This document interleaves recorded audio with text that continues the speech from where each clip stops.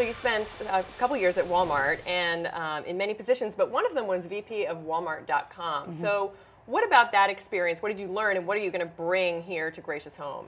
I learned so many things at Walmart. We'd have to have a whole other segment on that. But the key thing at Walmart.com that I learned was really how to use your suppliers and really have the suppliers be your partner and help you drive your business, which is something that I had started to learn throughout my career, but at that pivotal moment as chief merchant at Walmart.com, you really need your suppliers to drive the business. Okay, so now I have to ask you, what's another thing you learned? Just give me one more thing. Technology matters. You know, that data analytics are, you know, Excel is not a piece of technology, and that actually all the analytics and the algorithm behind basket analysis, behind pricing, all those things matter. Doug McMillon was just saying recently that they're still investing in e-commerce, and it's an important part of his, you know, billions of dollars a year capital spend. They had a not great quarter last week. The stock saw its biggest plunge in 15 years. This is part of his plan to turn this ship around. What do you make of the challenges there, and can they execute? Can they do it?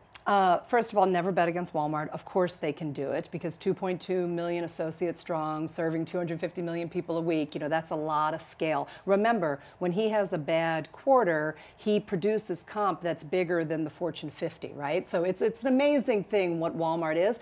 I would, if Doug were sitting here, he'd be reminded that Wall Street doesn't like surprises, and no one had quite done the math around the $10 wage hike in 2016, and his $20 billion stock buyback that he's not getting rewarded for today, he will get rewarded for that eventually.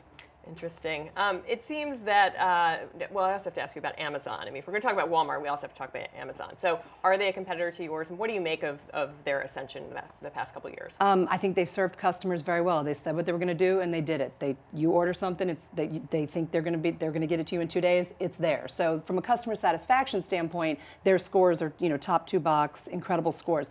I think that Amazon, where those of us who compete with Amazon compete, if you think you're going to beat Amazon on price, you're not.